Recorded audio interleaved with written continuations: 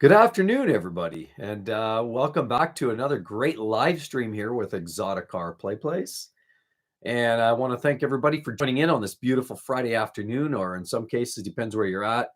Australia, you may be a day ahead. I'm not sure. But yeah, thanks again, everybody, for stopping in and spending a little bit of time to come by and have a little chat and drop some comments or anything that you may have or questions. I do want to get to a couple points of business today, but we'll keep it fun and casual and definitely open for any questions that any of you have or any thoughts around the topic today specifically. And before we get to that, I do want to welcome members, some OGs, as well as some newer members to the channel. I want to mention shout out to members of Exotic Car Play Place more recently, of course. We have Tom Lavin. Thank you, Tom, for joining in and being a member and supporting ECPP. Same with Joseph. I appreciate the support. Bill Wickert as well. Thanks there, Bill. You've been a major contributor. I get a lot of great questions and technical questions and answers from you. So thanks, Bill, for joining. Scott Hunziker. Thanks there, Scott, as well, for joining as a member. Marcel Farrell. Thanks, Marcel. Appreciate it again. Lots of great comments from you as well. Mikey D. Thanks there, Mikey, as well as Joshua, Dr. J.K. Karp. Thanks, Joshua, for joining in and becoming a member as well of ECPP. Roy Henning, as well as Thomas Helm, one of the OGs, major supporter of the channel. And thanks to all the members and certainly all subscribers of the channel. I do appreciate that. I just wanted to give a little shout out to each and every one of you. And okay, so I got a message here talking about today's video, which kind of controversial, and it's in light of two things. I dropped a short last night, and as well tomorrow I have a video revealing the conversation that we're talking about today. And so if you're interested in getting a little more understanding, a little more knowledge, maybe you want to school me tomorrow. I'd like to learn some things too. But the things that that I'm aware of, that I've learned, I kept things fun and I've kept things somewhat educational for tomorrow. Tomorrow morning at 8 o'clock MST, I have a video coming out about another type of form of technology that's, seems to be shortening lives of a lot of engines these days. And as well, the short that I shared last night was regarding turbochargers and even more specifically, six-cylinder supercars. Because usually with the six cylinders, you usually get turbos. And really the conversation really is about turbocharging and what your overall thoughts are about it. I know it's not really a well-loved, those that like to go racing love turbos, and those that want reliability generally veer away from that and like the naturally aspirated, so free breathing, kind of like we're doing right now. Turbos are almost like somebody have an air compressor and stick it to your mouth and then pump up the pressure. Don't ever try that at home though, boys and girls. But that's basically what it's just forced induction. It's pushing air in there. So Blue Moon, hello from Southern Alberta. Hey, Blue Moon, great to hear from you again. And that is awesome. Again, it's great to hear from you. Let's see. I'm just going to drop a line there. And so turbocharging is something that is somewhat controversial, of course. A lot of people love it. A lot of people don't. We see a lot of the new Toyotas sporting turbocharged engines, and a lot of people aren't loving it for that. Turbos usually were associated with vehicles like Porsche 911 turbos and Supra turbos and 300 ZX turbos, cars that we knew that were, you would accept the extra performance, but you also knew that economy and reliability wasn't necessarily the required, the end game. So turbocharging really does bring a higher level of performance, but it delivers bigger challenges, shorter lifespans on engines and things like that. So Tim Rayner, hello Canada. Hey Tim, great to hear from you. And hello, wherever you're from there, Tim. I know here in Alberta, today's a little nicer. It's actually about -2. So I'm going to go for a little walk here shortly after this. And those that know, I'm part of that Retiree is Me channel, and I definitely plan to get out there and probably film another episode this afternoon. It's looking pretty nice out there, so I take advantage when I can. Old Red, support like you on child support. There you go. 100%. Yep, you betcha. And Tim Rainer, Bend, Oregon. Yeah, right on. So I would imagine you're a little closer to the coast, probably get a little better weather. And I kind of want to drop a line, I believe, of the some of the members. I want to drop a line there for Thomas Helm. If you are watching there, Thomas, I know you're from those parts as well, from the country. So 100%. It's great to have you guys here, Bend, Oregon. I would imagine, again, probably a little rainy if I don't have a look at the forecast, but I would imagine the weather's definitely a little more mild than we get here. So that's great for sure. It's on the east side, of the Cascades. Okay, so it's been different. Yeah, sorry, I'm not too familiar with the geography. So if you're on the other side, if you're on the wet side, then it's rainy. If you're on the other side, well, it's more like prairie weather. So, okay, no, sounds good. And you've had snow. All right. Hopefully not as cold as we typically get it, though, if we're being honest. I know we get pretty chilly weather here. Alex Guerrero said, would you recommend to buy a Toyota used car on a Toyota used car? I would definitely recommend buying a Toyota used car. Depends what you're looking for. If you're looking for something specific, what would I recommend? I would recommend any of the older V6 Toyotas, particularly later model stuff with the, with the 3.5. If you're looking at a Camry, you can get into a Camry. It would be I'd always recommend to go with that V6. Is it way more reliable than the 2.5? Questionable, but certainly gets a lot better performance and only marginally poorer economy. So any of the 3.5s that you can get, maybe in the Camry, also maybe the 4-liter in the or the 3.4 liter in the Toyota 4Runner. Those are highlighters for me as well. Oh, that 3.5, you'll also find it in, Toyota. You'll find it in some of the other vehicles too, the minivans, and so on. So realistically, I'd recommend most Toyotas. There is a generation of some of this, the engines about 15 years ago where they had some oil burning. There were some bad, rings, piston rings that they would tend to burn some oil and they'd gum up. But really more anything recently within the last 10 years, I would recommend, other than I would sort of pause a little bit on anything that's turbo these days. The 2.4 is probably a little bit short in the tooth yet. I'd kind of wait that yet, as well as the 3.4. We know that they've had issues with the Tundra. But anyway, the 5.7s and all of those, the V8s you find in the Toyota Lexus are great. So are the 3.5s. And most of the 2.5-liter 4-bangers are pretty sturdy. So I would recommend just about anything. Blue Moon, my wife drives a 2006 Corolla. You can't go wrong. I mean, those things just go and go and go.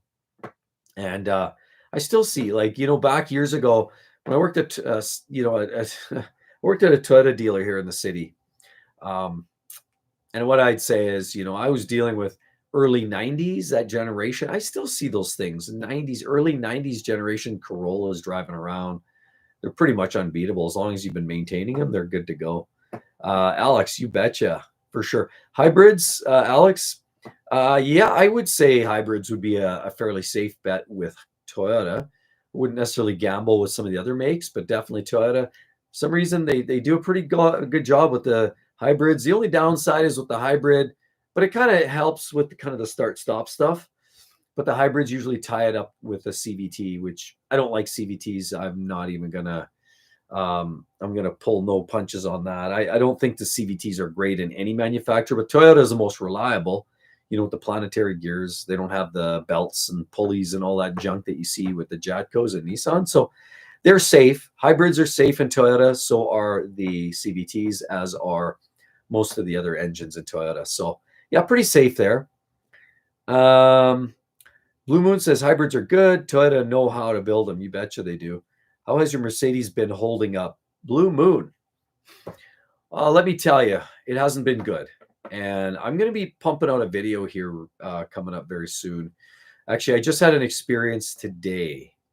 I shared with some of the things that we've had going on with the car, from weird noises in the front to body panels popping out to electrics glitching out. I mean, we like the car the way it drives, but it's trash. I can't be any more blunt than that. And I'm not even going to fake it. It is what it is. And I'll explain that in a video coming up. Like I said, I love the way it looks. It has all of the amenities and it's attractive looking. I mean, you feel good looking back at it and you feel good driving it. But there's some things that I need to share, and I'll be sharing that in a video coming up very, very soon. So let's just see what else we have. Dennis Montero says, hello from Santa Fe, New Mexico. Hey, Dennis, thanks for coming. And New Mexico, wow, that sounds warm. I bet you that's some warm weather up there or down there, I guess. Never been to, I've been all around there. I've been all around southern US and California. I've kind of dodged around Nevada, Arizona, and then popped back down. I've been to Texas and Florida and all around. New Mexico's one spot I haven't been. So maybe one day I'll make my way down there. Boss says, Mercedes been trashed since they've been building them in the States. You know what? And I was at the dealer this morning because of one of these issues that I had or having with the car. And I was looking around in the showroom and I was blown away by the pricing of this, and I'll just call it, and I'm just going to spell it in the comment section here. Right there. That's kind of how I see it. And the pricing of it is absolutely ludicrous.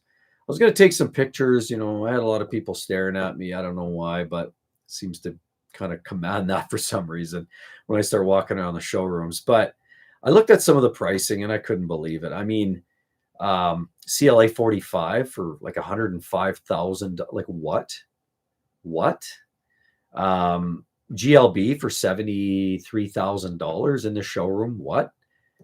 GLE 450 was, I think that was, I want to say 106,000. I mean, I couldn't find anything in the showroom brand new that was under 65 or 70K. I think 70K was kind of starting for anything.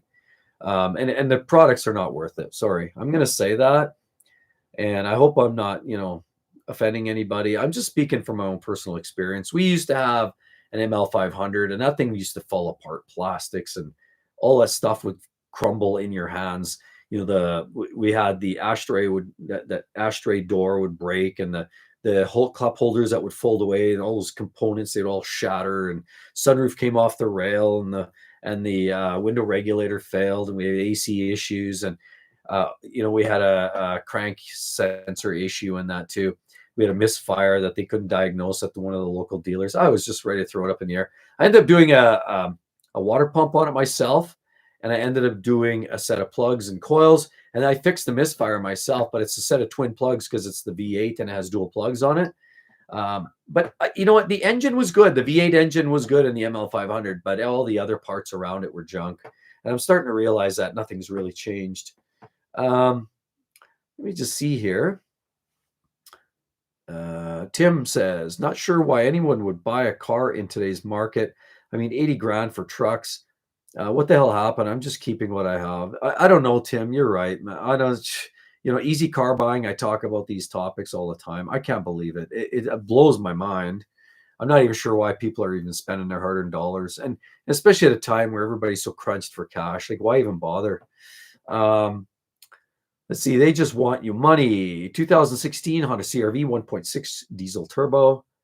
Right on. And Honda builds some good engines. The 1.5 has been a little bit problematic, and now the 3.5's had some issues too. But the turbos can be problematic. And some of these makes, that seems to be when they start to running into problems, are turbo engines. Although it's not always the turbos causing the problem, it seems to be associated. Let's just see here. Tim, I'm happy to wait for the industry to collapse and wait for the real deals to happen. I really do too. Enough is enough, right? They're forcing this stuff down our throat. Look what Volkswagen, VAG, and Porsche, and they were going to go, oh, look at the big plans, right? They're going to go pure EV with the Boxster, pure EV with the Cayman, pure EV with the Macan. And now look, they're eating crow, literally, and I can't help but laugh. And I'm sure a lot of you guys are too. It's humorous, absolutely humorous. but they're starting to realize nobody's buying that garbage. And Volkswagen, they're closing plants. It's sad that they're having to impact the workers, because the workers are just like you and I, whether you're building cars or building buildings or building, whatever, or you're working at a factory of some sort. We're all just working. They don't necessarily, I'd like to believe most of them are just there for a career and for a job. It's unfortunate thousands of people are losing their work and their job, particularly in Europe. I know Stellantis UAW is kind of taking them down another path, but I know in Europe there's some big struggles. Let's just see. Oh, wow. We have Davernov. Appreciate that, Davernov. I really, really appreciate the support there. Hi from New York. Love your channel. Quick question. I have my eye on a used BMW X7, 2019 to 22, with stems 50,000 minks. Love the design for a family car. Do you recommend? I think the X7 is a gorgeous vehicle. Gorgeous vehicle. It has everything that the X5 has and then some. The only thing what I'll say about the X7, where a lot of people go wrong, is with the V8. And the V8, even though it gives you all that extra bang, so that would be the X7, the 50i series, the 5.0. I personally could not recommend that. I think they're a lot of fun. I think you get behind the wheel and it'll be like, wow, I need that in my life. Yes, that's usually the impression that people get. And I know I've been there. But I will say that there's a high probability of huge maintenance costs and a much increased risk of failure, catastrophic.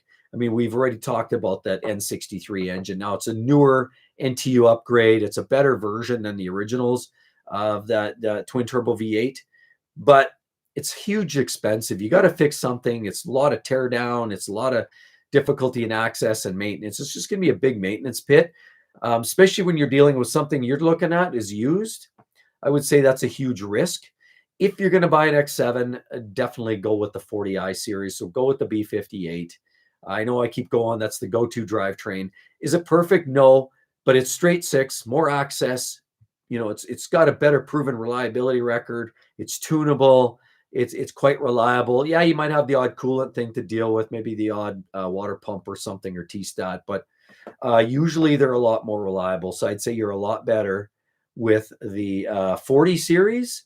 I have heard of some issues with the steering and with some of the suspension being a little fragile. The vehicle's quite heavy, so I've heard premature wear on some of the suspension parts. But that's a lot of where you drive and how you drive too. I think the big thing there is the takeaway is, yeah, they have some crazy tech. The big thing is the engine. Get the engine right. You've got the good transmission in there, so that's safe. The big thing is, if you're going to do it, go with the 40i. So I hope that helps you, Davnavad. So, look, we got lots of comments rolling in. So I hope that that really helps you, Davernov, for sure. Just going to give you the kind of the green light on the 40 series. Yeah, I mean, they're great. I would say, I mean, I look at that and I think, what else is in comparison, right? What do you compare at that size of vehicle? You look at Infiniti and the QX80s. They're big tanks and they're not terribly unreliable, but they're kind of old. Even though the new one's restyled, it's kind of an older platform, just doesn't feel that fresh. So that doesn't look good. Cadillac Escalades, there's lots of them around there. It's a GM product, lifter issues, engine problems there. I don't like Audi products very much at that size. I don't like the big, 3-row like a Q7. I'm not the biggest fan personally. Q8s, RS Q8s are fun. But unless you get the, that twin turbo 4-liter that you get from essentially the Lamborghini Urus drivetrain, kind of no point in going with just a Q8. You got to go all in there, I think. That's my kind of takeaway on that. But yeah, I hope that kind of answers that. That's a good choice, though. For me, I'd probably go look X5. It's a little bit less wieldy, and it's just a nice size. It still fits most people, but it's again, it's a styling thing too. So maybe the X7 is specifically you're looking for, but maybe compare the X5. Take them both for a drive and take a look and see. You might decide one way or the other. Brown eyes. I don't like American brands like Ford, except the Mustang. Yeah, did you hear that new Ford Mustang that smashed the record on the Nürburgring? That was pretty impressive. Didn't think that would happen.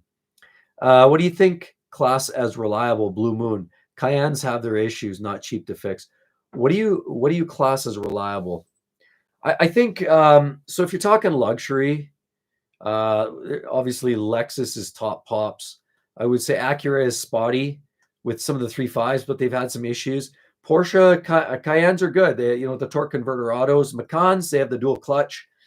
A little pricey. They're all expensive, but Porsches tend to be more robust than a lot of their competition. So if you're talking about reliability in luxury, I'd say those are probably your top bets. Brown Eyes, I feel like Porsche, Range Rover, Audi, BMW makes the best cars. Here in North America, I would say Range Rover's a risk. Huge expensive maintenance costs. Audi, it's hit and miss. Stay away from the Audi base 2-liter TFSIs. Stay away from those. If you go with the V6s supercharged now, the turbos, or the 2.5s, I love that engine, and it's strong and it's robust. So yeah, it's spotty. It's not, I won't paint them all with the same brush. But yeah, I mean, there's some good options out there for sure. Tim Rayner, have you heard about Toyota coming out with a car that runs on hydrogen fuel cell? Other than what the heck is that called? I just shared that actually in the video today on the other channel. I'm drawing a blank. I apologize. There is that one that just sold exclusively in California. But I don't know. That just doesn't seem like a safe way to go. I think they're highly incentivizing those, and hydrogen as an alternative fuel. Like it sounds good in theory. It's more the containment, and then where do you fuel it up? I think we're very restricted there, and I don't think the support is there. So I would kind of veer away from that. Anything fuel cell and the hydrogen side, Toyota or not Toyota.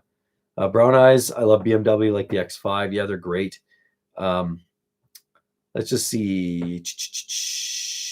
Davronov, yeah, laughed aloud. Sorry for the typo, around 50,000 miles.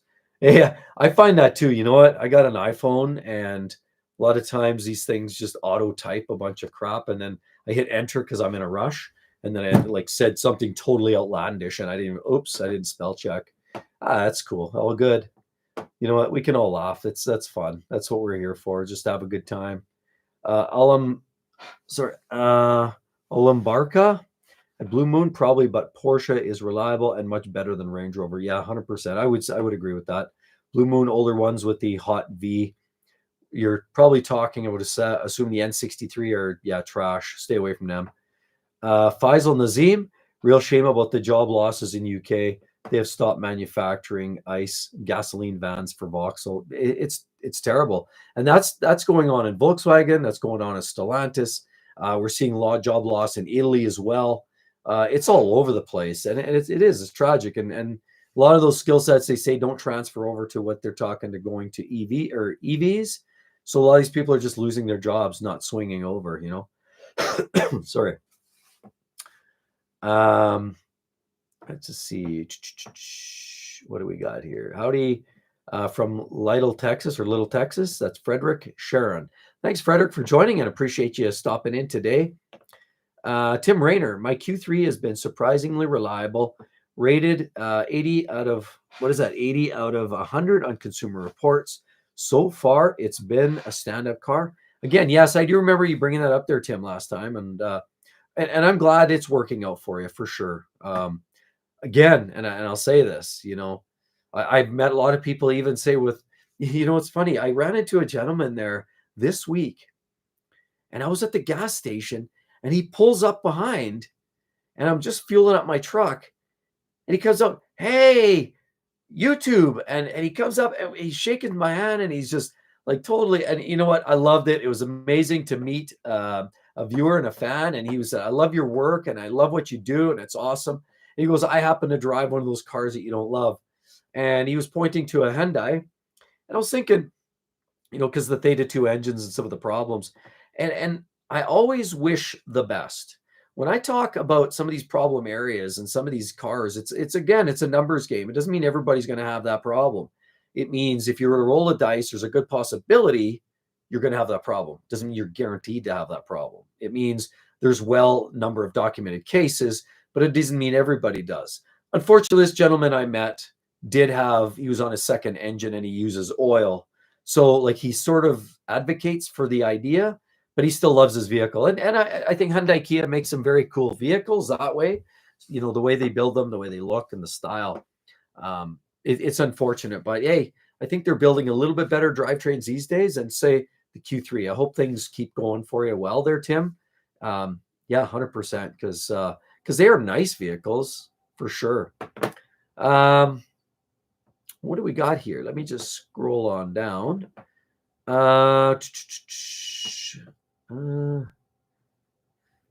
Blue Moon, yes, but believe is still reliable like my M57 or N52. M57 diesel, turbo 6, X5 diesel, 35D. Oh, I know those engines are just juicy.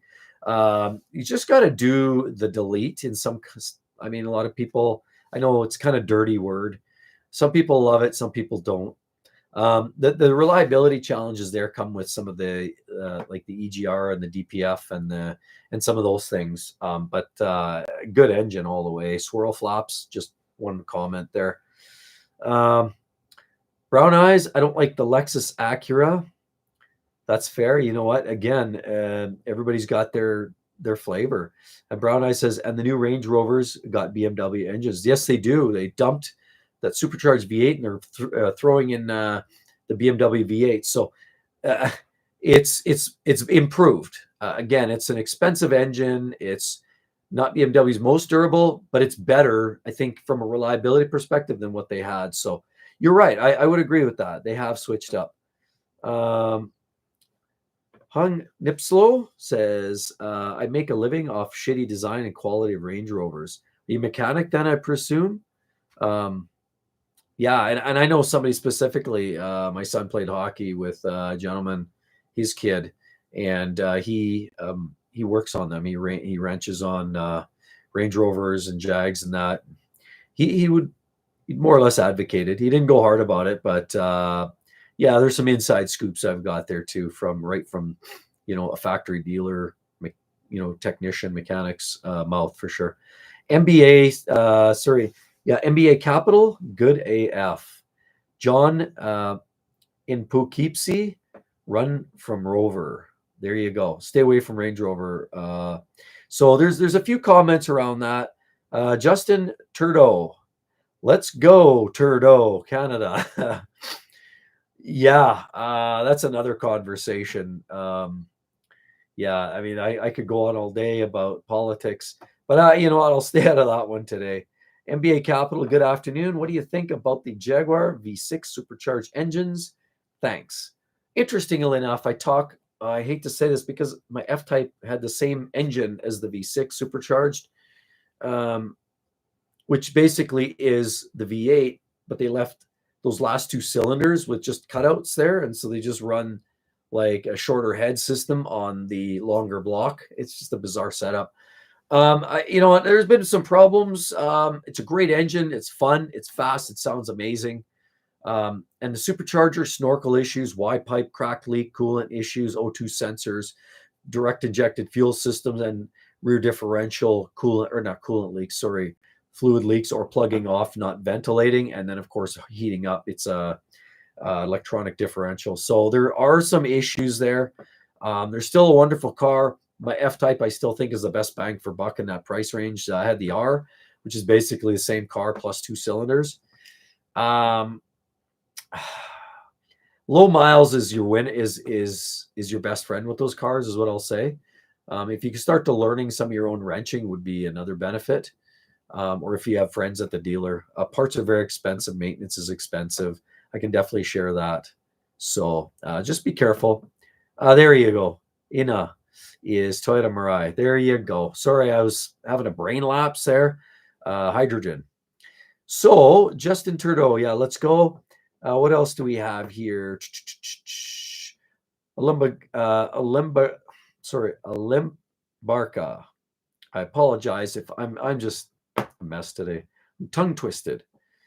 The new Infiniti QX80, the twin turbo V6, is reliable, and the engine come from Nissan GTR. You see, the thing is with a lot of these Infinitis, and same thing with the smaller QX50 or the Q50s, Q60s, QX, and I think a lot of those are actually pretty good. The engines, you had the V6 and then the turbo V6 in the red edition or whatever, 300, 400 horse. Most of the engines that weren't in the variable compressions format are quite reliable in Nissan, or in this case, Infiniti. And yeah, I think the engines are solid. The thing you got to be aware of are the cars like this one doesn't have it, but some of those that have the CVTs, those are what you've got to avoid. But if you got a torque converter auto, like in this case, then you're probably pretty solid. The older ones had, I think they were eating catalytic converters, but they were pretty reliable otherwise, just guzzlers, gas guzzlers. Tim Rayner, drawing a blank, you must be around my age, left. Yeah, it could be 100%. It's getting to be that time too. It's 3:30 late in the day. I was spending half the day taking the Mercedes, to the dealer, fighting with them over the phone, and just getting all kind of just burnt out. I was doing a bunch of filming today, so kind of running out of steam, if I will. Tim Rayner, Hung is right. Range Rover are awful. My nephew owned two. Both blew their engines. Very, very costly. Yeah, and so I'm glad you're all sharing that, so we can all kind of share together. That's kind of the point, is so we can all learn from each other, some of the good and the bad with some of these things. The LFC pundit says, "What's up, Chief? I'm from Connecticut. I planned on getting a 2013 BMW X1 xDrive, 80,000 miles, but changed my mind. I don't want to be in debt, so I'm going to go with an 09 Honda Ridgeline, 103,000 miles. Yeah, I would say that's probably a pretty safe bet. I think, if I'm not mistaken, there are just a couple areas to take note. I think there was one cylinder that was prone to possibly overheating, and I think the way it was sitting in the engine compartment, from what I remember, and it wasn't uncommon for detonation or even overheating. And I even had a friend that had an issue with that, but I mean, he had a crap ton of miles. Also, corrosion on the undercarriage, keep an eye on that. Maybe make sure, if you're going to take a look at that, look underneath, make sure you don't have excess corrosion, because I think that was an issue too with some of those. But the vehicle itself is really good. And I think if you have a good engine in that one, like if you check it over and it's running sound, that'll give you you'll be good for another 100, 200,000 miles. It's a great engine, great vehicle. LFC pundit, yeah, 2008 Ridgeline. So yeah, again, look at the undercarriage, make sure the engine is doing what it's supposed to do. And otherwise, they're actually really reliable. I know a few people that have owned them over the years, and very, very few complaints. They just go and go and go. Mimic Man 324, we have Mazda CX-5 Turbo versus non-turbo. Is there a difference in long-term reliability? I mean, I would say not a massive difference if you do your maintenance. And turbochargers do add heat. Turbochargers add pressure to the engine.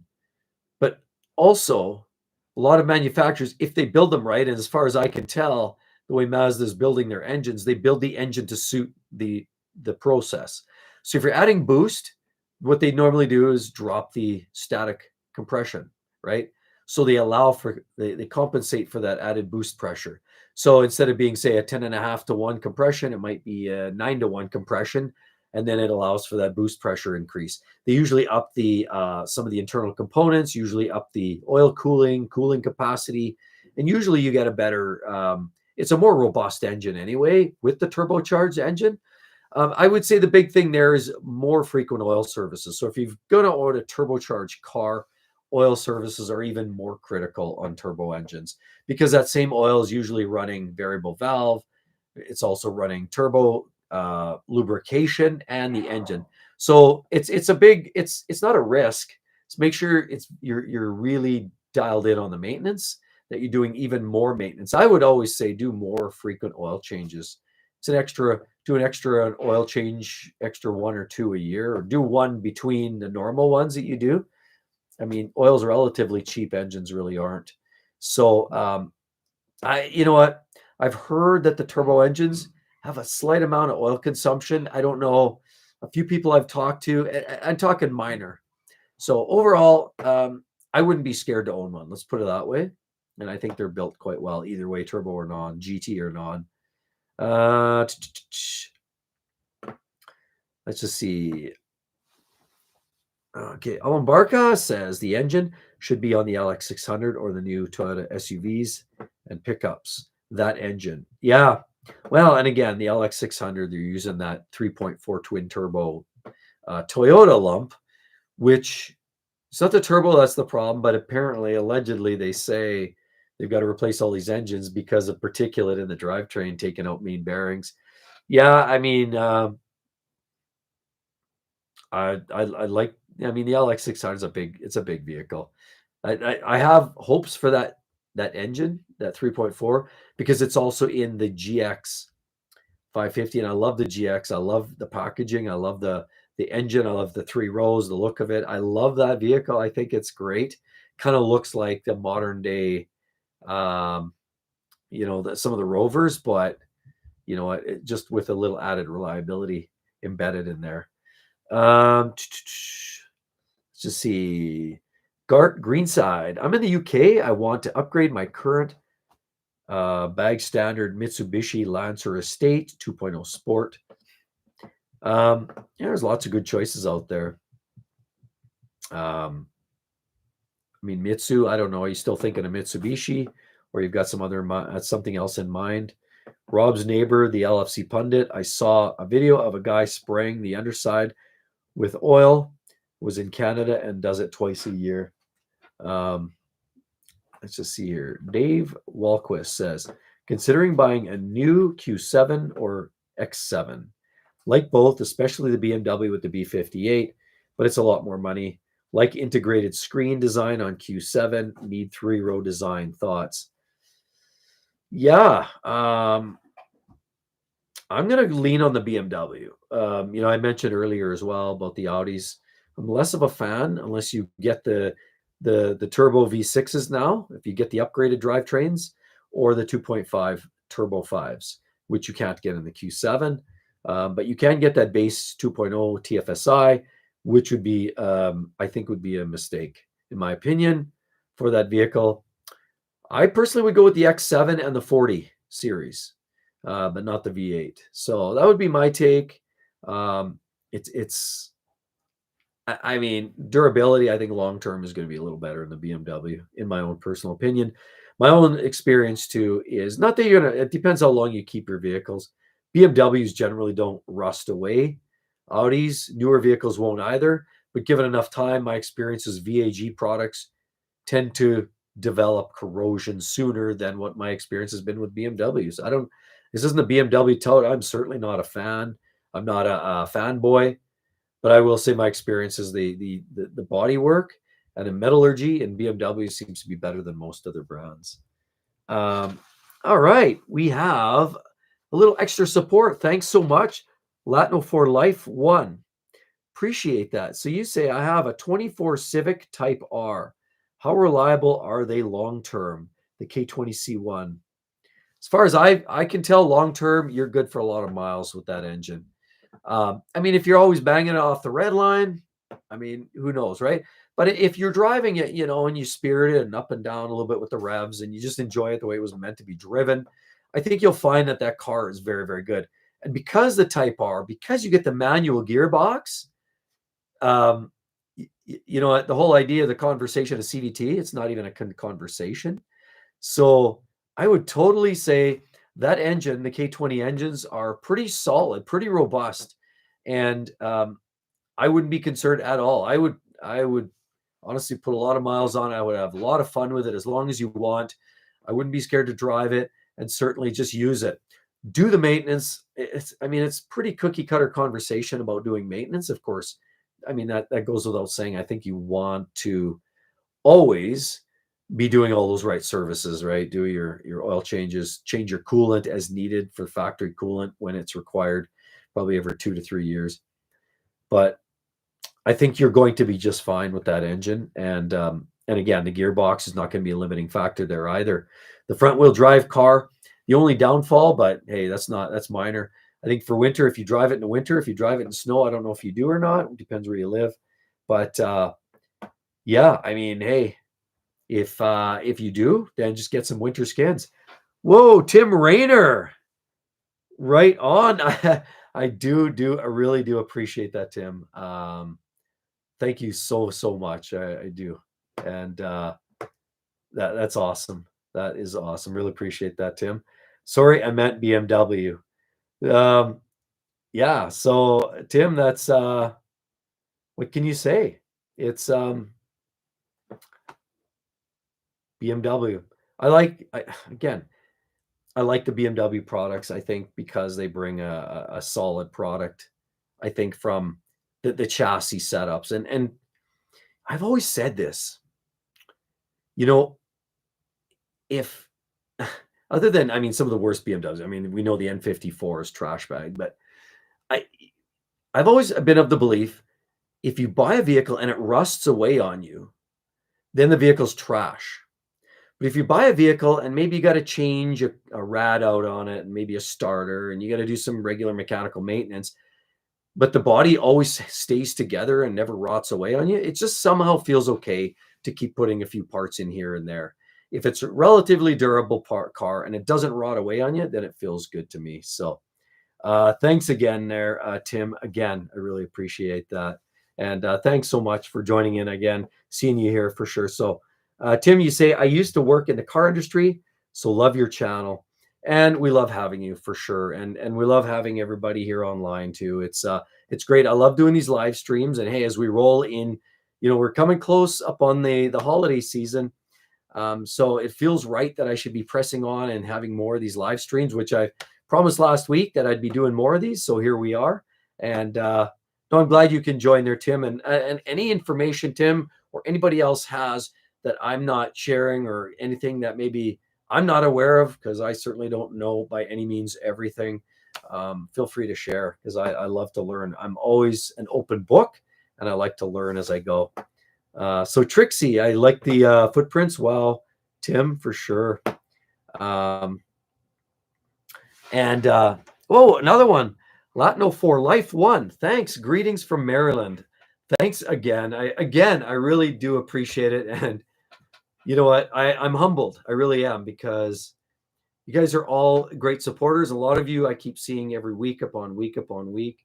And I can't tell you how much it's great just to engage and interact with a lot of you. Again, it's a constant learning both ways. I learn from you, you learn from me, everybody wins. And let's face it, we all need advocates in today's car market with the pricing and dealers putting out stuff like, correct me if I'm wrong here, everyone, but do you not find it interesting when companies like Ford, and I'll just call it out, and Stellantis leading the recalls? I mean, drastically. I mean, you look at NHTSA, go Google it, NHTSA Ford F-150 recalls, and it'll spit out all kinds. See, what in my own personal opinion, these manufacturers are leaning on us, the consumers, as to be the guinea pigs. They build a car to 98%, and then they're like, the R&D, and it's the concept of getting it so far, and then the rest is almost kind of diminishing returns, right? You kind of get it to this point, then you hit a plateau, and then they're like, well, it costs so much more money to close the gap on these few little issues, so we'll send it to the market, let the consumers figure out the rest. And that's how I feel like what's going on in the market right now. And this is exactly what we're all dealing with, is manufacturers that get it 98%, and then we have to wear the rest of it. And then I'm stuck dealing, you're stuck dealing. I've got my C300 Benz, and we're dealing with quirky issues that should never happen. And I'll explain that in a video coming up. But yeah, it's a bizarre time, and we have to look out for each other. And that's why this channel exists in the first place, trying to be an advocate for the good and the bad and the ugly in the car industry for sure. So, Sunny Shin says, what do you think about the new GLC300 4MATIC? I will say that it's going to be more or less what I'm rocking, which is the C300. The newer ones, I haven't heard of issues with that number one cylinder possibly blowing a hole, but there have been conversations on earlier generations and in French build engine. Normally I say it's a reasonable car, but I did another car lot blitz, and it's coming up real soon. I think it's coming up. I have it set in another week or so. It's not tomorrow. Tomorrow we're talking turbos, but in about a week or so. And I'm doing a car lot blitz, and there's a couple Benzes in there, and the GLC300 and the C300s are in there, and I rate those too. Let's just say they don't get the most favorable rating, and a lot of it has to do with the electrics, and I'm experiencing it firsthand, and I'll show you that on my video. And it does. The C300 and the GLC300 are on the same platform. They both same gearbox, all-wheel drive systems, engine. Even the dashboard and most electrics, it's primarily the same vehicle. Is it a fun? I mean, some argue and say the German versions are more durable, more reliable. The European versions seem to be a little better. I don't know. There's people out there that said, hey, theirs has been amazing. Maybe we got a Friday car. I don't know, but ours hasn't been that great. So I will share that. As if you want my true honesty, the GLC 300, I'd call it below average, slightly below average in terms of reliability. It has great amenities. They look good. They're nice. They bring all of the driver experience. And if you're only leasing or you plan to keep it for 2 or 3 years, hey, you're okay. But if you're, like me, typically I like to keep 5 to 10 years. Below average. Let's just put it that way.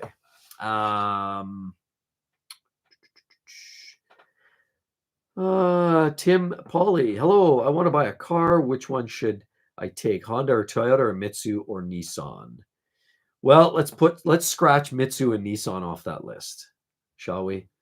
I would say if you're buying a Honda, stick with a 2-liter, or if you wanted the older CRV, the outgoing with the 2.4, that's a decent engine. If you want a Toyota, stick with the 3.5, or even the later 2.5s. Toyota, if you like the trucks, you can go any of the V8s. The later models are pretty reliable, the 5.7s. And the 4-liter and the 4Runners are good too. So Toyota, I would say, generally has a broader spectrum of reliable vehicles, but Honda has a few hot spots. 2-liter 2.4s are good engines. Go manual gearbox or torque converter autos. Try to stay away from CVTs if you can, depending on the car. But I would scrap the idea of going Nissan, in my own personal opinion. Olambarka says, thank God that BMW is now more reliable.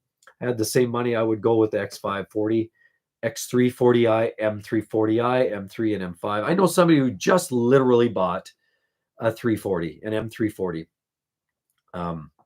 And he's loving it, absolutely loving it. Fell in love with the car, great sound, good performance, and good drivetrain. So yeah, I would agree with that, definitely.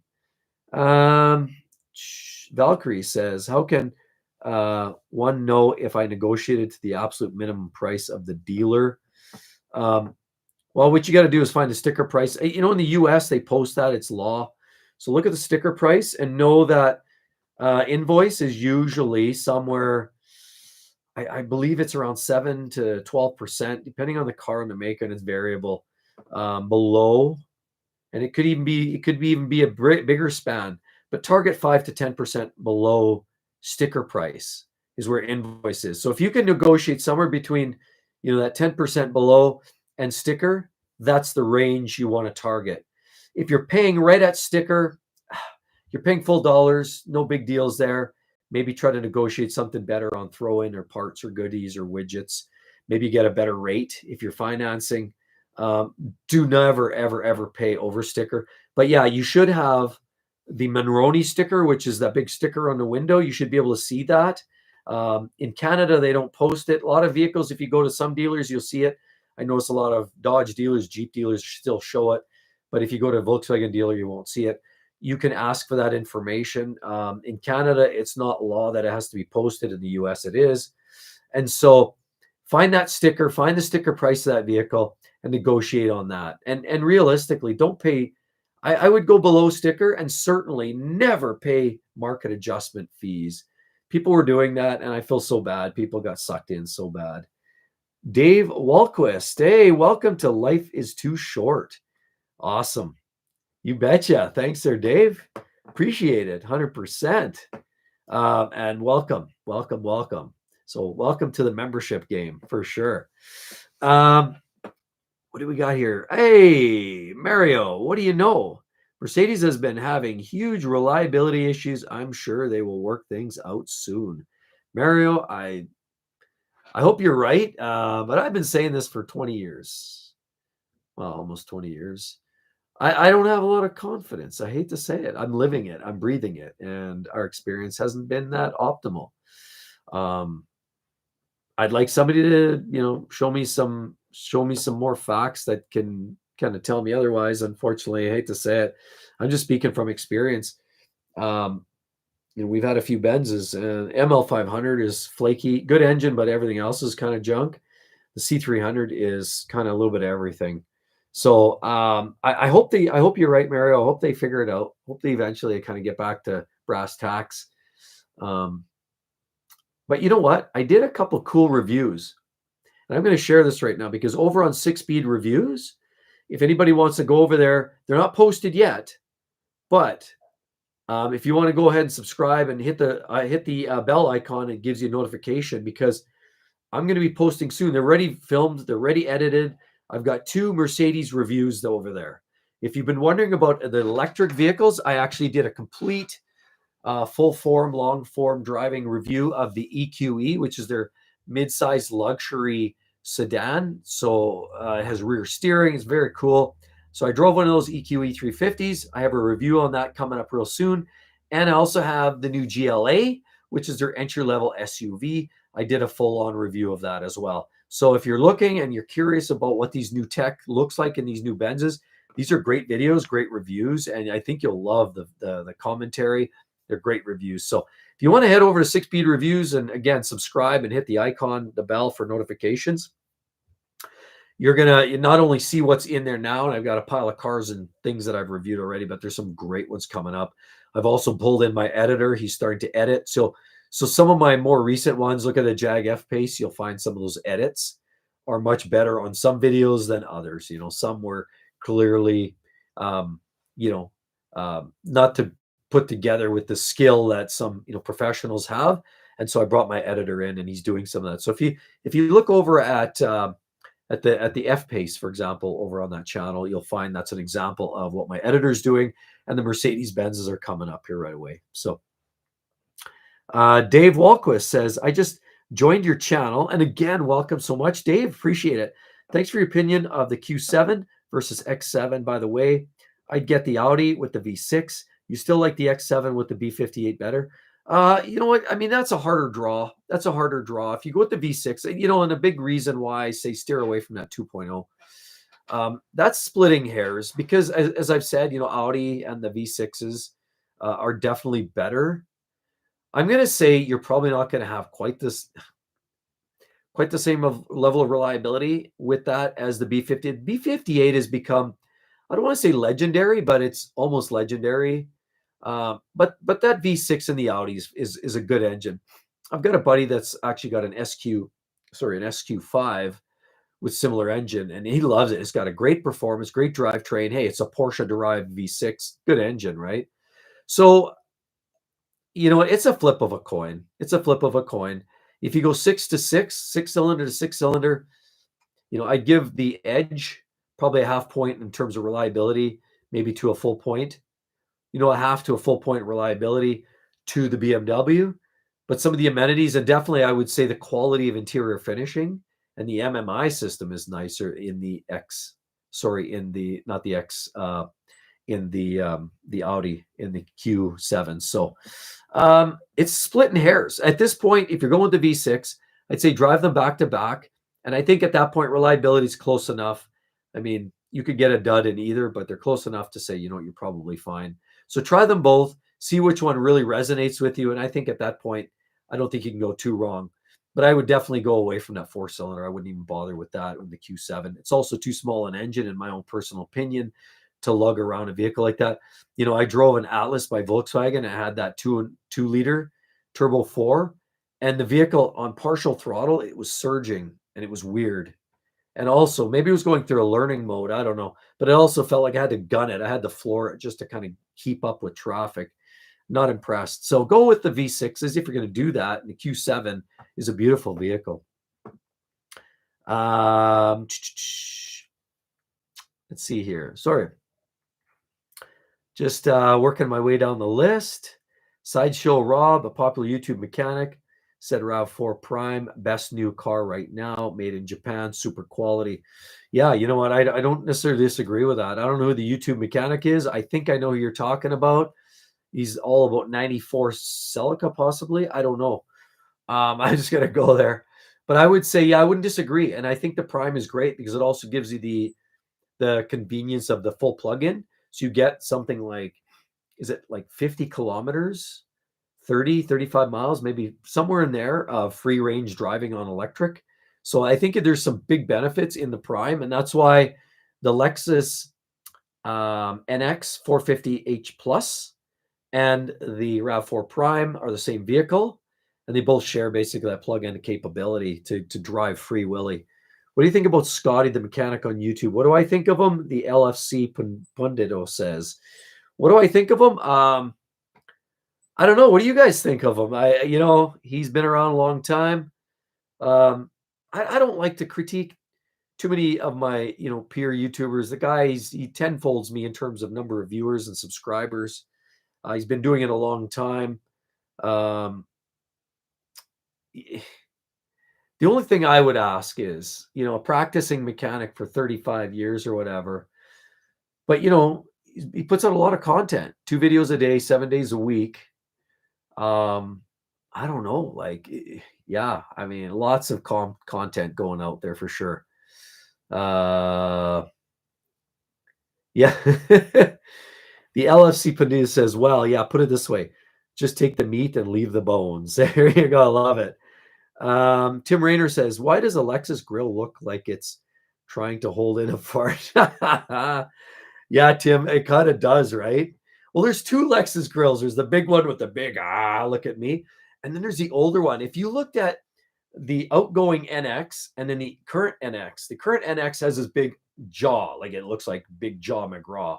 But the outgoing one has no jaw. It's almost like it has a schnoz. It kind of looks like it has a major overbite. So they always kind of, in my mind, they're kind of messing around a little bit with the front end. I don't know if they're really happy where they're landing with that. But yeah, there you go. Tim Pauly says, thank you, all embarks. You betcha. That's awesome. Scott Medlin says, hey, great show. My daughter is looking at a used X3. Any years to avoid? If you're going older, N52, probably better. Honestly, if we're at this point now and they're all getting older and they're all getting high miles on them, I would probably try to stick with at least a 17 and newer. With the, especially for your daughter, something a little bit less powerful, a little less maintenance, and a little simpler, easier on fuel and pocketbook and everything. I would probably go with like a 2018 X3 20i, which gives you the B48, which is equally reliable to the B58, but it's 4-cylinder, a little less jam, 250 horse. I think that would be a good option for sure. But yeah, I mean,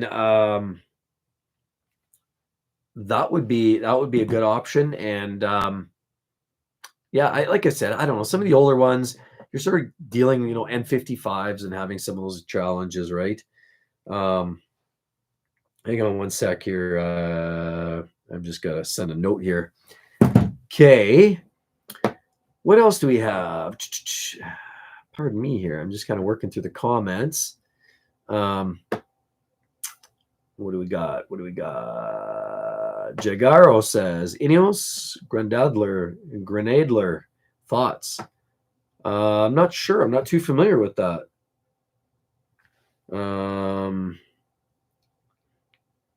Let's just see here.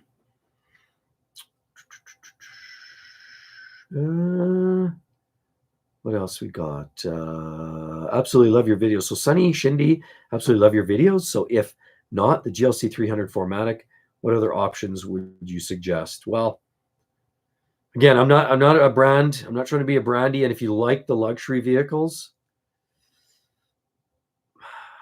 I would look at, probably first choice would be in that category would probably be an X3.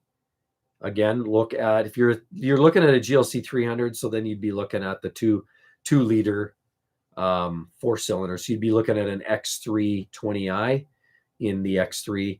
Maybe look at an X4 as well, as a little sleeker CUV I would look at those vehicles. You could maybe look at the Audi, and the Q5 would be an option. You could look at a Q5. Again, I'd be cautious, or even more. Again, that 2.0 is not a great engine. So realistically, I'd probably try to amp that up to an SQ5, but now you're into more money. So yeah, those are kind of your places. Or the other option, of course, is Lexus. For that vehicle, I would probably look at an NX 350, 350, something like that, right? If you're looking at that smaller to mid-size. I thought the Lexus NX was a nice, agreeable size. The RX is quite a step up, and it feels bigger. So that's kind of where I would go. I probably wouldn't look at, I don't know, probably many of the domestics. I don't think they necessarily have the same level of fit and finish, but yeah, I don't know. That's a tough one. Right now, there's a lot of growing pains, it feels like. Let's see here. The LFC pundit says, why did Toyota allow BMW to make their new Supras? Well, I think my understanding is, they're using the 4 and the 6, the real Supra there, of course, with BMW's B58 engine, obviously. Toyota, they don't want to risk. Why would they want to risk a reputation? And everybody kind of threw their hands in the air. Why would they borrow an engine from BMW? My understanding was because it met the criteria. Toyota was trying to get something to the market. They're trying to remember, Toyota's trying to brand image change a little bit. And they're trying to create stuff that's a little flashier and more entertaining to drive. They've been doing a lot of great cars, Corollas and Camrys, but they're trying to change the image. Look, they got the GR Corolla. They brought out the Supra there a few years back. And I believe they're trying to bring something to market. But it's all about timing and, the research and development to recreate that new engine that's dedicated for one purpose and one purpose only. They didn't want to use something that was like a V6 that they were using in like a 4Runner.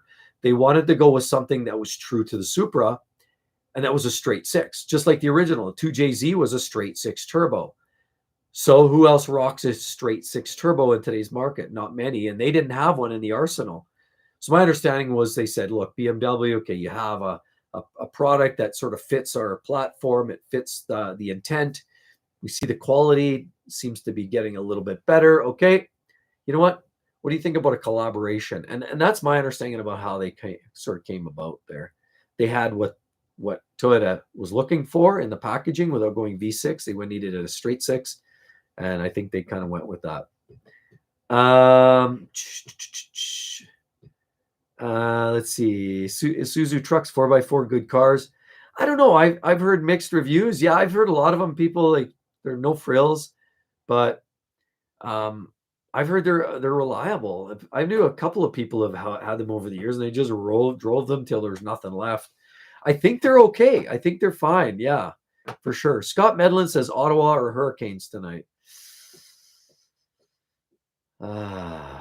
Ottawa, I'm going to go with. What do you think? Who's winning tonight? Who's winning tonight? I'd like to say the Oilers, but such is not the case here in this situation. Let me see here. Okay. Well, okay, so let's just kind of roll through this and talk turbo, since I kind of started about that conversation.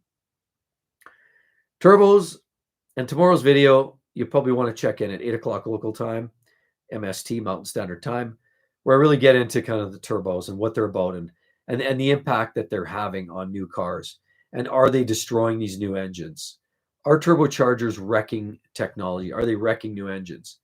And this is going to answer a lot of that for you. And realistically, let's just see here.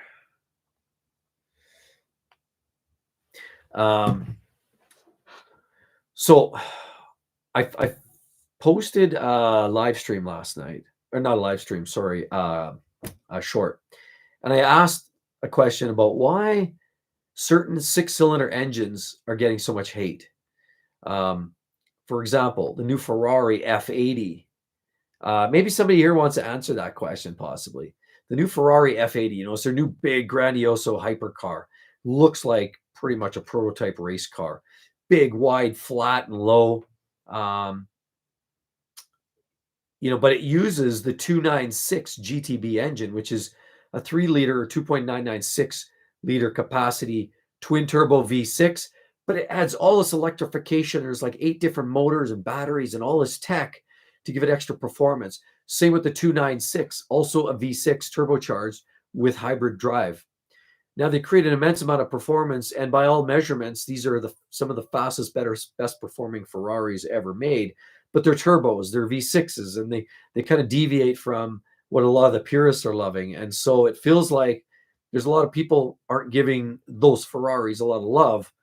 A lot of people say, "Well, I like the V12s." What do you suspect is the key driver here? Is it the hybrid? Is it the V6? Is it turbo? Is it any of those, or all of it? Because arguably, but the V6 in a Ferrari, even though they've changed, what about Porsche? They make the GT2 RS, the GT3 RS. Those are all flat sixes. How about the Jaguar XG220 V6? Legendary. How about the Ford GT? The remake of the GT40 V6. EcoBoost. So there's always great examples of V6 engines that nobody scoffed at, but Ferrari loyalists seem to really hard on the brand for creating these V6 engines or 6 cylinders. I don't know. Any thoughts? Anybody? And of course, they're turbocharged and they're hybrids and all of this other stuff. So, on that note, Tim Raynor, Canada is America's hat. That's what they're saying, right? What is it? 51st, 52nd state? Oh boy, that one's really heating up, right? Prime Minister and President and premiers, and I mean, this is getting really, really interesting for sure. So unreal. That's what they say. Time will tell. 25 is heating up for sure already. Hope that we don't see these 25% tariffs, because that's probably going to impact not just Canadians, but it'll impact everybody, American buyers, Canadian buyers, and it really doesn't do anybody any good except for big business or government, really, I should say. Let's just see. Mark Sweetster says supercharged V8s for me. Yep, that was the F-Type, had that, and I don't blame you one bit. That's great. Let's see. LFC Pundit says, yes, turbochargers bring pain. Look at the new Tundras with the twin turbos. The V8 Tundras was a beast. No, hell no. Yeah, and Toyota is definitely going some issues in these new twin turbo V6s. I think in this case, they happen to be V6 or turbos, but I think the real issue there seems like particulate or quality control challenge. The time will tell on the turbos. We know Toyota can build a reliable turbo engine. I mean, the 2JZ, which I just mentioned, the older Supra, rocked turbos, and they held together. So I don't know. I mean, I think Toyota has the capability. We know Porsche has the capability of building reliable turbo engines, but it feels like it's one of those. It's you miss the boat or you don't. It's an easy one to screw up if you're a manufacturer that doesn't know how to build a turbo engine, for sure. Tim Raynor, why would Ferrari do a V6? Are they trying to sell to a broader market? I think, Tim, what they're doing, as far as I'm aware, I don't know all the insiders. I wish I had, more of an insider, a fly on the wall. But as far as I understand, it's this whole concept, is this transition, this natural transition to the pure electrified market. And I think you're going from, NA V8s, turbo V8s. So what they're doing is this transition for more power, smaller displacement turbocharging, then smaller displacement yet, turbocharging and hybrid. So you're creating a package that gives you more output than the outgoing car. How do you do that with a smaller engine to meet emissions and the regulations that are driven by the EU standards? We know across the globe, they're looking at transitions, by 2030, 2035, zero emissions is the planned objective. But I think what they're trying to do is this sort of, I hate to say it, I feel like there's a bit of guinea pig here going on, and there's testing of the technology. And so there's this idea of a hybrid technology, which sort of meets a partial reduction in emissions, doesn't go all the way.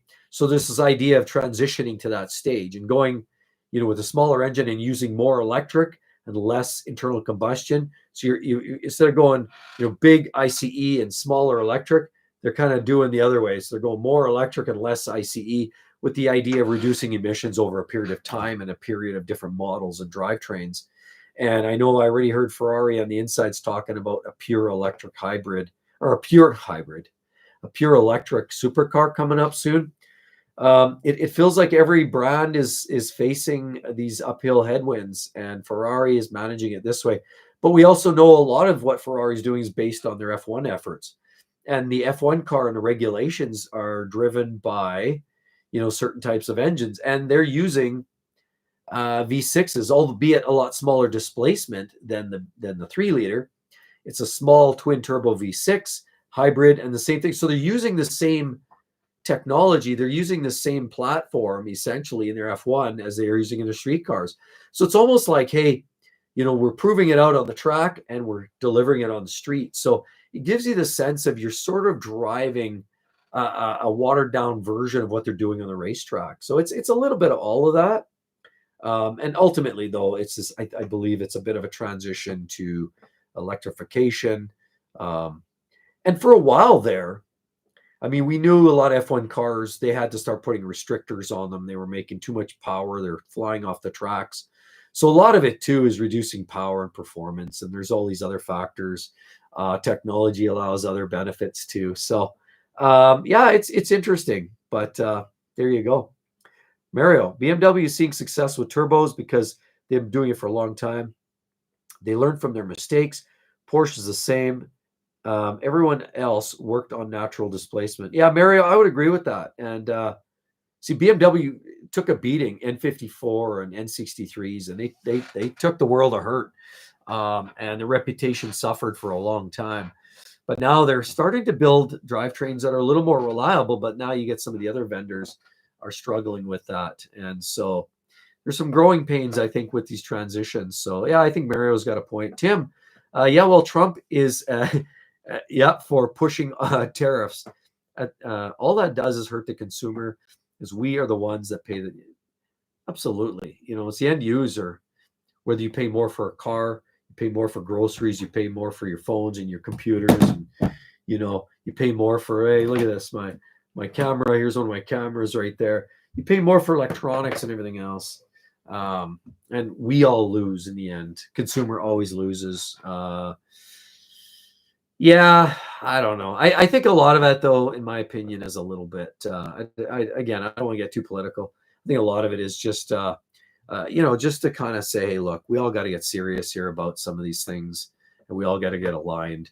And I think it's a little bit of that, just sort of like, let's do this. Come on, let's all get on board. So I hope it's a bluff, but I guess we'll see.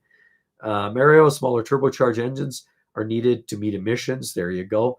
R1 SK ARB Honda ditched capacitive buttons in the 80s. How long before Western manufacturers do the same? Do you think touchscreens are here to stay? I think they kind of are. I think they are here to stay. And unfortunately, in some way or another, I think they're blending them in. I reviewed those two Benzes, and they're also utilizing now, our older C300, like on the steering wheel, actually has buttons. You can feel them. They're the bump, bump, you can actually hear them. But on the new GLA, as well as the EQE, now there's more of those capacitive everything. And what I find is it's not 4 buttons, up, down, left, right, in the center. It's actually just one little area. They show the buttons, but you basically got to just slide and stroke, and it is finicky. I'm not gonna lie. I've tried them in the Ferrari. It's tricky. I've tried them in Benz. It's tricky. I've tried them in Volkswagen. Volkswagen fell on their face on the Golfs and trying to transition that way. It's kind of cute when when they're sitting there and you're not using them, they look better. It's an attractive look, but people want function. People want buttons and simple and reliable. And I don't know. I think it could be here to stay. I guess we'll see. It probably comes down to cheaper manufacturing costs, really, if we're getting down to it. Frederick Sharon says, stupid question. I guess no comment means yes. Frederick, did I miss a question up there? Oh, there you go. Sorry about that. I have a steep driveway. Can any car have a hydraulic lift kit installed? Hydraulic lift kit installed, like a Mustang or any other low-riding sports car. Oh, as far as I know, there are some options out there. Because I heard Ferrari, you can buy, for example, a factory lift provisions where you hit the button and the vehicle lifts up on the front so you don't scrape the bumper. And then I've seen people ask the question, hey, what if I don't buy that and I just do it aftermarket? And I've seen some people comment that you can do it aftermarket, but it's really expensive. I would assume that there's got to be some aftermarket vendors. I've actually never looked at that, but I would suggest it's definitely worth. And if you hear more about it, because I've never really looked into it, but I think it's definitely worth looking at. Is it possible? I think so, right? Because I can't imagine it being that much of a difference, between a car that's equipped with and without. Like I think of some of these cars, you check the box on the order form, and it either comes equipped with or with, and it might be a difference of $1,000, $1,500, $200, $2,000. So I can't imagine it being out of this question. I would imagine those aftermarket kits probably exist. Tim, interesting info on Mr. Ferrari Canada. Ferrari, Mr. Canada, guess it's just the change of times and where the tech is headed. I think so, unfortunately. LFC says maple syrup on waffles or pancakes. That's the Canadian way. I hear we provide like 70%, and the US provides like 29% or something to all the maple syrup in the world. Let's just see here. Mark Sweetster, I would never have known you were a car guy. I started watching you on the Retiree channel. Mark, I appreciate that. Thanks for joining on both channels. And as you can see, when we talk about side hustle, I've been doing this forever because I love cars, and I've been doing this since the second coming.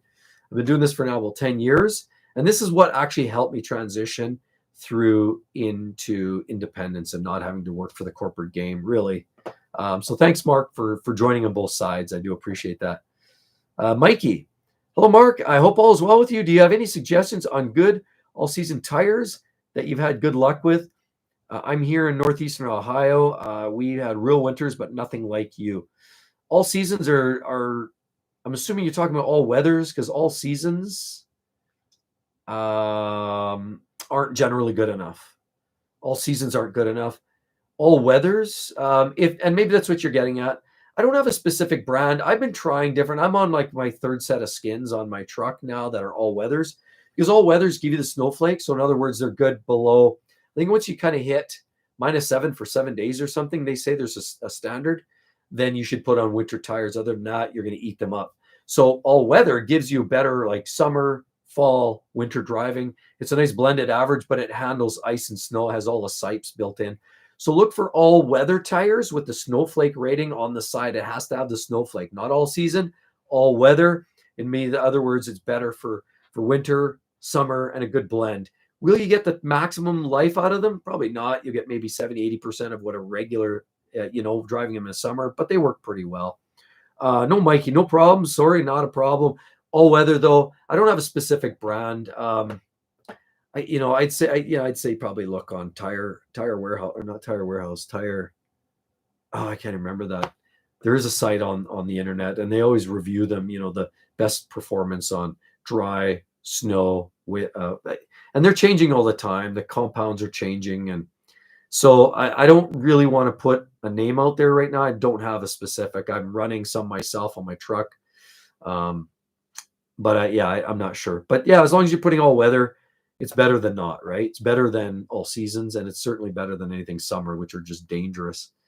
Mark Sweetster, love the content, Mark. I'm in Vegas on a walk today in a t-shirt listening to the show. Super there, Mark. That's awesome. And you know what, Vegas, I love it. We were there this summer. We were there in, say June. And it was a hot one again. Yeah, it gets hot there. We were sitting up there. The Chili's on the Strip, second floor, looking down. There's that Chili's restaurant. We don't have it here anymore, so we kind of had to do a Chili's run there. But yeah, there's a lot of construction around there. I love the Strip. I like Vegas, but it's getting pricey. Most of the time, we honestly just go up to Fremont. I love Fremont Street. We end up usually park our asses somewhere on the Southern Strip, and then drive up to the Northern Strip and spend the evening there, and people watch. And over on the far end, on the east side of the Fremont, they have that bar in the back 40 there, where they have that. It's a bizarre bar up in the back. I don't know if you've ever been up in there, but wow, there's some interesting shows and things going on in there. It's pretty funny. Tim, so is Mark your name? I just don't want to keep calling you Mr. Canada. Tim, yeah, I am Mark. Yeah, definitely my name's Mark. Certainly not, yeah, I'm not hiding that or anything. I know I mention it in certain places here and there. But yes, name's Mark. I am Canadian from Alberta, born and raised. I was actually, born in Saskatchewan, born and living here in Alberta. And yeah, so Mark is the guy. And so, we got some weird caller coming in here. What is that? No, we're going to shut that off. Let's just shut that off. We got this old school phone. Look at that. Okay. Maple syrup on pancakes or waffles? US dollar is very strong compared to ours in Australia. Yeah. US dollar is doing really well right now, I'd say. Canadian dollar, not so much. But anyway, long and short of it, I just want to bring to attention tomorrow's video. 100% you want to check it out. You're going to love it. It's all about turbos and the good, the bad, and the ugly. I got to go, everybody. Thanks so much for joining. Have you all have a wonderful weekend. Thanks so much again for everybody joining, new members, old members, OGs, and all of the extra support. Have a wonderful weekend, everybody. Thanks. See you soon. Bye-bye.